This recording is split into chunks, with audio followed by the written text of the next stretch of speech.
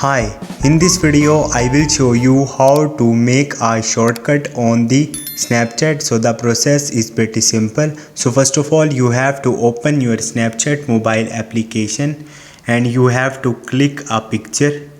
Once you will do it, you will see a send to button is appear on the right bottom. Simply you have to click on it and now you will see your friend list is here. Also you will see a shortcut option on the right top. Simply you have to tap on it and you will see a new shortcut option.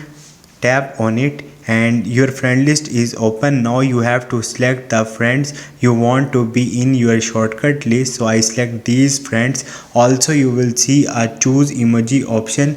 Click on it to enter some emoji here like this and then you have to click on the create shortcut and uh, sorry, an error is appear, only one emoji. Okay, now you have to click on the create shortcut. So shortcut is created. Now you will see the shortcut is here. So this is the procedure to make a shortcut on the Snapchat. Hope this video will helpful for you. See you next time. Thank you.